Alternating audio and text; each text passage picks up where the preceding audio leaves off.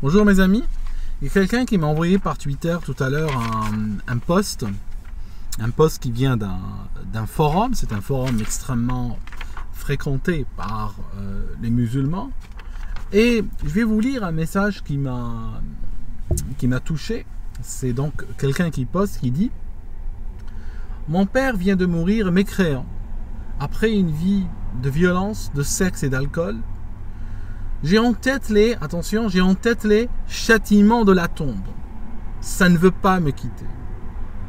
J'ai besoin de conseils pour calmer ma douleur, de hadiths ou d'autres pour me calmer, parce que plus le temps passe, plus c'est horrible. Je dors mal. Selon ma mère, je crie: maman, ne sors pas pendant mon sommeil. Je souffre tellement que j'ai l'impression de ressentir son désespoir. Je pense que rien de pire ne peut arriver à un musulman qu'un parent qui meurt mécréant. Merci de m'avoir lu, etc.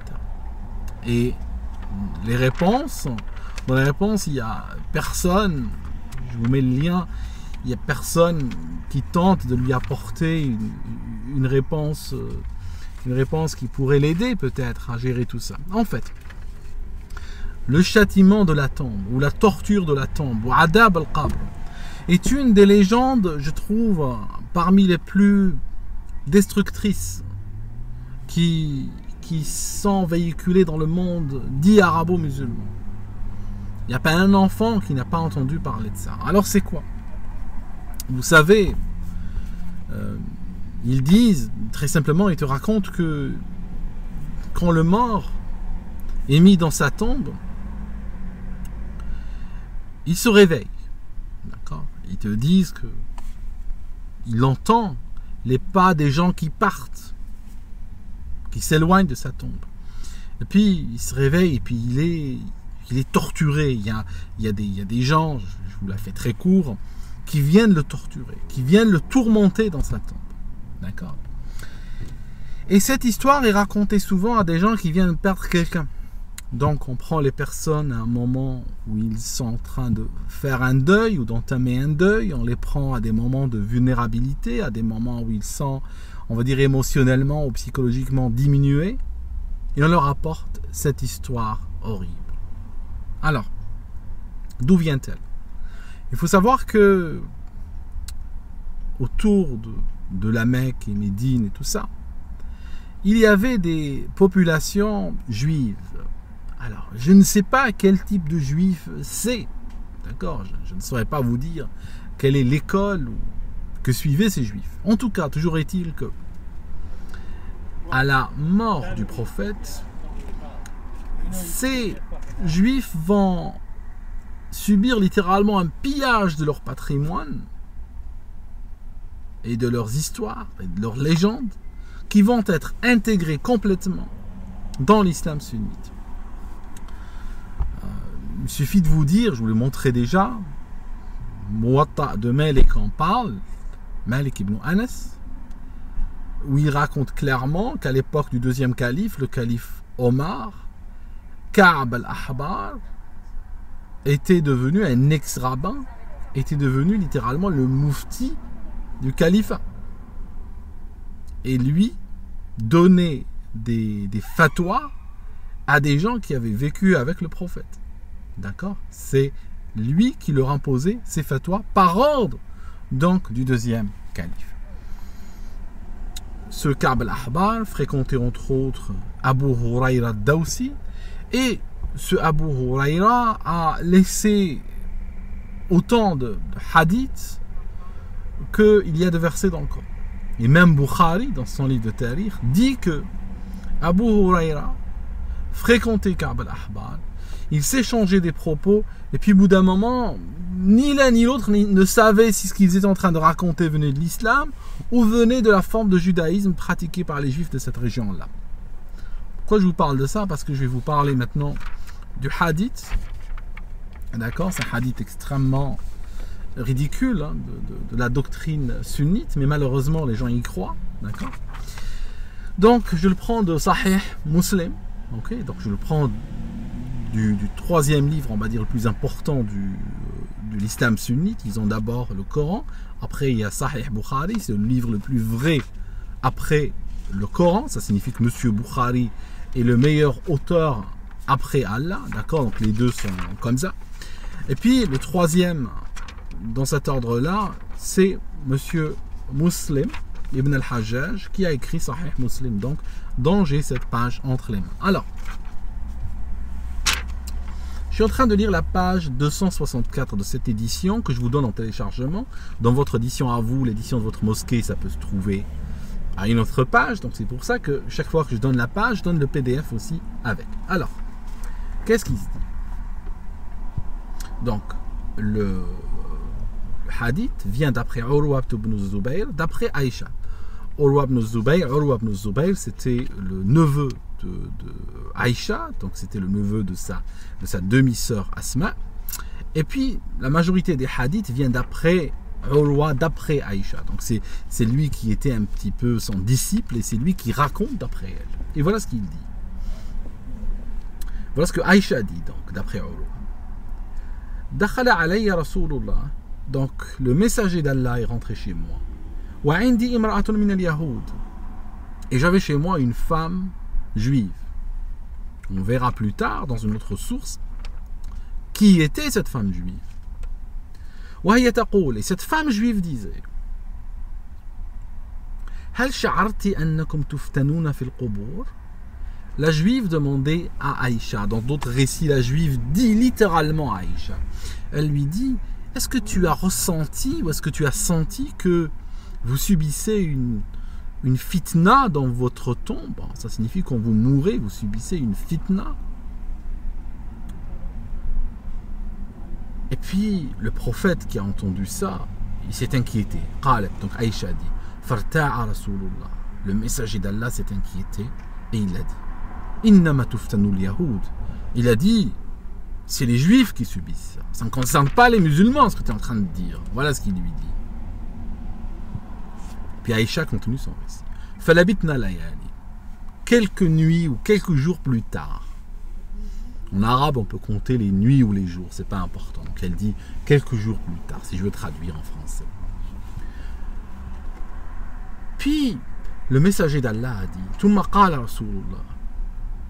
هل شعرت أنه أوحي إلي أنكم تفتنون في القبور? Et là, la phrase est absolument extraordinaire.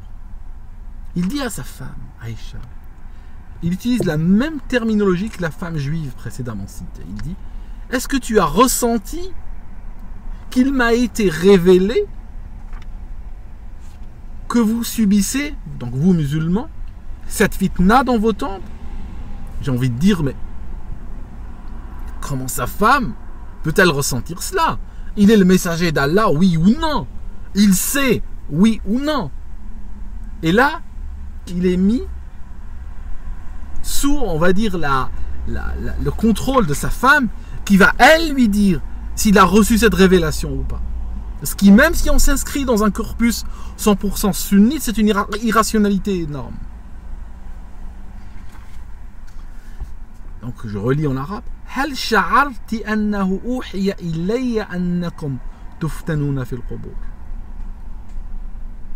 قالت عائشة. Aïcha dit.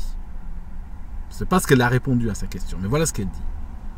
سمعت رسول الله بعد يستعيد من عذاب القبر. Ça signifie, après cela, j'ai toujours entendu le prophète demander à Allah la protection du châtiment de la tombe. Donc en clair, c'est quelque chose qui est complètement confus. Voilà une femme qui était chez Aïcha, qui est en train de lui raconter cette légende. Le prophète arrive, Aïcha lui dit: t'as entendu ce qu'elle dit? Il dit: non, ça ne nous concerne pas, ça doit être un truc de juif cela. Quelques jours plus tard, il dit à sa femme: t'as pas ressenti qu'il m'a été révélé que... Comprenez? Ces légendes qui ont été prises chez les juifs et d'autres peuples de la presqu'île arabique portent souvent cette signature extrêmement claire. Parce que les gens de l'époque faisaient des trucs cousus de fil blanc, ils n'étaient pas extrêmement fut-fut. Enfin, de toute façon, même maintenant, les gens qui cherchent à créer des légendes et tout sont pas fut-fut. C'est toujours cousu de fil blanc, toujours ça se voit. Ok, on va sauter à un autre livre. Très important pour les salafistes, pour les hanbalites, pour les sunnites en général. C'est Musnad Ahmad. Musnad Ahmad ibn Hanbal, qui est le fondateur donc d'une des 4 écoles du sunnisme. Je suis à la page, c'est un gros pavé celui-là, je suis à la page 6046. Je suis à la page 6046. Et donc,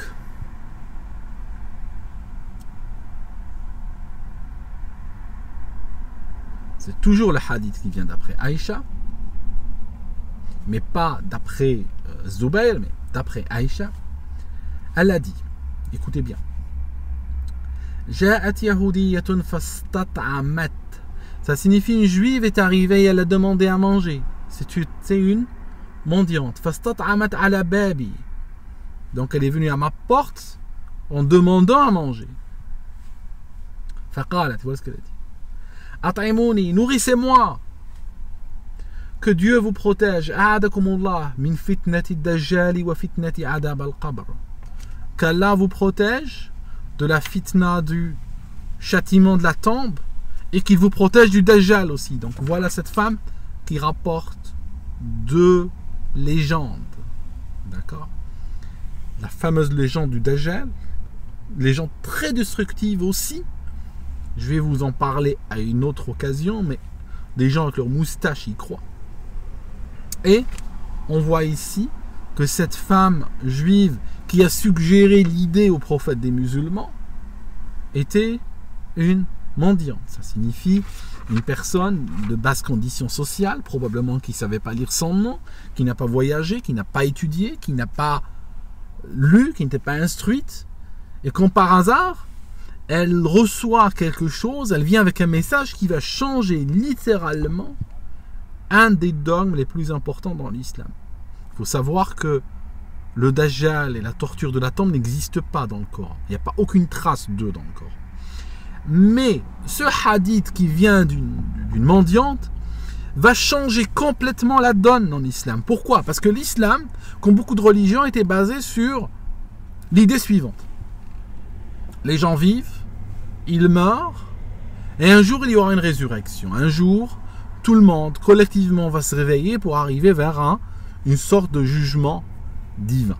Voilà, c'est comme ça que la chose était proposée. L'intervention de cette mendiante va changer complètement la donne. Il va y avoir 2 résurrections. Il y aura une résurrection individuelle où la personne se réveille dans sa tombe. Alors, on ne nous dit rien sur les gens qui ne finissent pas dans une tombe, qui finissent dans la mer, ou qui explosent, ou qui brûlent, ou qui disparaissent. D'accord? On ne sait rien sur cela. Toujours est-il que elle va créer, cette femme, cette mendiante, elle va créer dans le sunnisme 2 résurrections. Il y aura une résurrection individuelle, la personne dans sa tombe, et elle va remourir encore une fois, je pense. Puis après, il y aura une résurrection collective.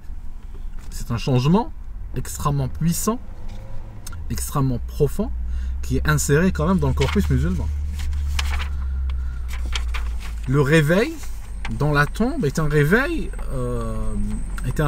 réel, c'est pas un réveil symbolique, c'est un vrai réveil. Tu peux littéralement placer une caméra et le voir. Je vous prends ici un livre, Sahih al-Tirmidhi. Al-Tirmidhi, il a écrit ce Sahih qui est un des 6 livres fondateurs du dogme ou de l'école sunnite. Je suis à la page 164 et voilà ce qu'il dit. ضرب بعض أصحاب النبي خباءه على قبر وهو لا يحسب أنه قبر. Un des compagnons du prophète a marché sur une tombe sans savoir que c'est une tombe. فإذا فيه إنسان يقرأ سورة تبارك الذي بيده الملك حتى ختمها. Et là, il a entendu un homme, donc de sous terre, en train de lire une sourate, Surat al-Mulk. Et c'est absolument dingue. Vous voyez, c'est à prendre à la lettre. C'est un réveil que quelqu'un qui passerait près d'une tombe pourrait entendre. Et qu'est-ce qu'il a fait? Faqal, Ya Rasulullah, donc il dit au prophète, Donc il raconte, dit oui, j'ai marché sur une tombe, sans savoir que c'est une tombe.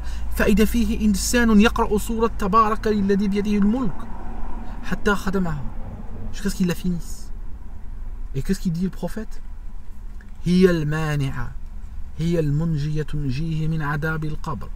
Cette sourate va le protéger, va le sauver de la torture de la tombe.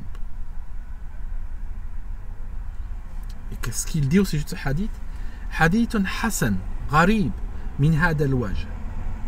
An Abi Huraira. C'est juste Abi Huraira qui l'a raconté, le fameux Abi Huraira, le SDF qui vivait durant les 2 dernières années de la vie du prophète, il vivait à l'ombre des murs de la mosquée et il a raconté plus de hadiths que des gens qui ont suivi le prophète durant toute sa vie, pratiquement.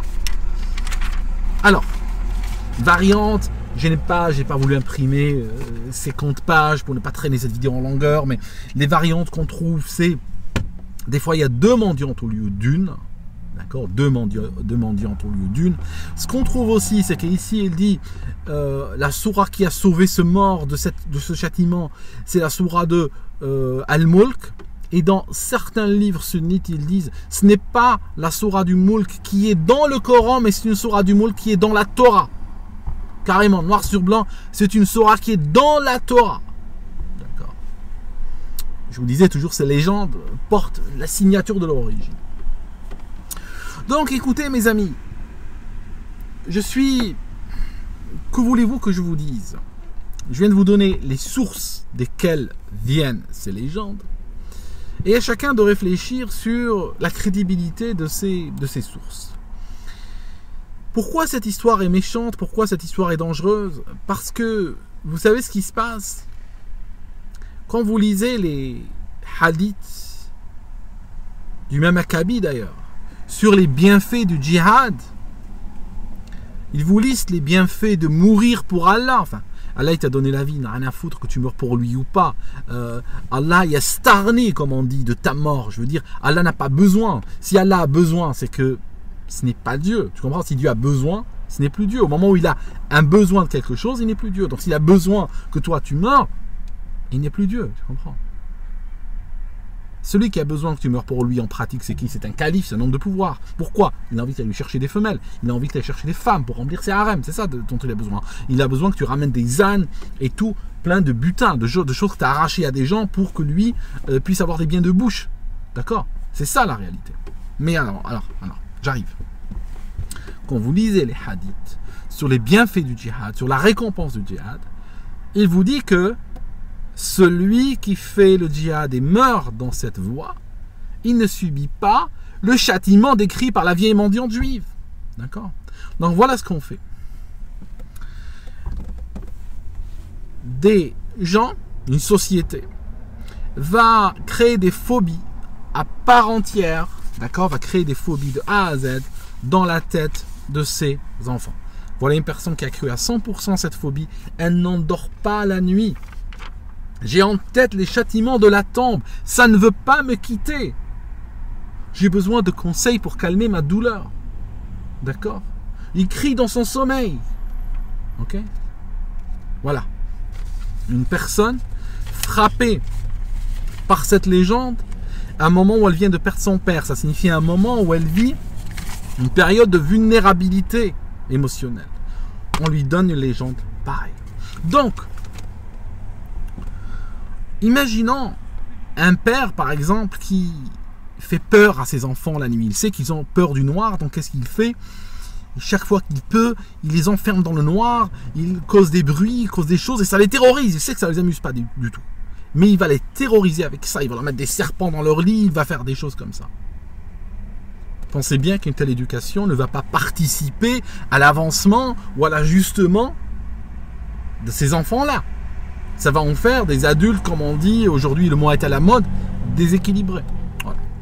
On a une société ici qui crée le déséquilibre chez ses enfants. D'accord?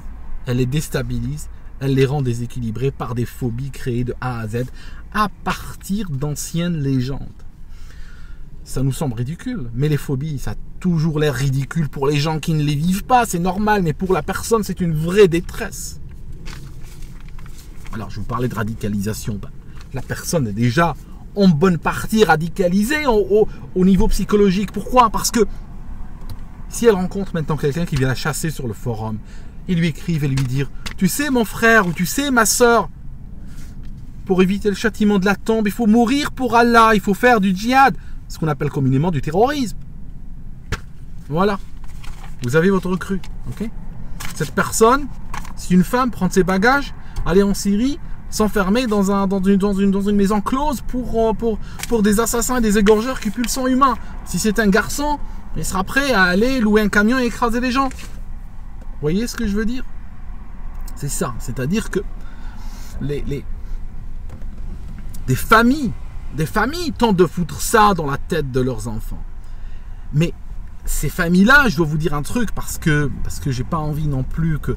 Je sais que je ne porte pas le sunnisme dans mon cœur, hein, vous le savez, parce que c'est une doctrine, objectivement, qui nourrit la terreur, qui nourrit la peur, j'ai pas besoin de vous faire un dessin, mais toujours est-il que je n'ai pas envie que vous jugiez trop durement les sunnites, parce que le sunnite lambda est le dindon d'une farce, et il ne connaît de cette farce que ce que le dindon connaît de la farce, pas plus que cela. C'est comme un gars qui est arnaqué par des escrocs du Nigeria. Il connaît quoi de l'escroquerie? Il ne connaît pas ce qui se passe dans les coulisses. Il ne connaît que la partie que la victime connaît, qui est en général une partie infime, mais c'est là où la victime paye le plus. D'accord? C'est exactement ça. Mes amis, si vous êtes musulman sunnite, que vous avez raconté des choses pareilles à vos enfants, je vous invite à aller vous renseigner dessus et à aller rattraper les gens et les enfants auxquels vous avez raconté cela, même si c'était il y a 20 ans. Et dites-leur que c'est faux. Dites-leur que vous vous êtes trompé. Soyez un homme, soyez une femme, soyez un humain. Allez corriger tout ça. Je finis sur un truc. Ça fait quand même très longtemps que je vous montre des livres sunnites. Je vous en ai montré des centaines et j'en ai des milliers d'autres. Et chaque fois, des gens m'écrivent ou des gens me contactent ou des gens commentent en disant ce n'est pas cela l'islam, en disant c'est faux ce que tu dis, c'est pas cela l'islam. Mes amis, si vous continuez comme ça, vous allez finir par me convaincre que le sunnisme n'est pas l'islam. Parce que plus vous apprenez sur le sunnisme, tout autant sunnite que vous êtes, plus vous apprenez sur le sunnisme, plus vous voulez le rejeter dans vos commentaires. Des sunnites professionnels viennent faire quoi? Viennent dire que ce livre c'est de la connerie. Mais mes amis, Sahih Muslim c'est la fondation du sunnisme. Des gens disent Bukhari c'est de la connerie alors qu'ils sont sunnites. Vous allez finir par me donner raison. Vous comprenez? Vous avez l'impression de m'attaquer, mais finalement vous allez me donner raison. Parce que moi je crois que ces livres c'est de la connerie. Je crois que la doctrine sunnite n'est qu'une doctrine créée par des hommes politiques. Je le crois vraiment. Et vous ne vous rendez pas compte qu'avec mes vidéos je suis en train de vous pousser à l'admettre, à le voir vous aussi. Et vous êtes en train de le voir. D'accord? On ne peut pas défendre. On ne peut pas défendre quelque chose de faux. D'accord? Quand moralement, on est dans le faux, on perd sur tous les tableaux. D'accord? Vous me donnez raison, vous avez faux, vous me donnez raison, vous êtes en train d'accepter des légendes. Évidemment. Vous êtes en train d'accepter des légendes. Vous êtes en train de discréditer votre prophète en disant qu'il pique des légendes chez des mendiants. Vous voulez me donner tort? Donnez-moi tort. Vous me dites que Sahih Muslim, c'est du foutage de gueule. Vous voyez ce que je veux dire? Dans les deux tableaux, il y a un problème. Parce que tout ça est faux, mes amis. D'accord? Rejetez le faux, arrêtez de vous faire embobiner. Voilà. On parlera du Dajjal une autre fois.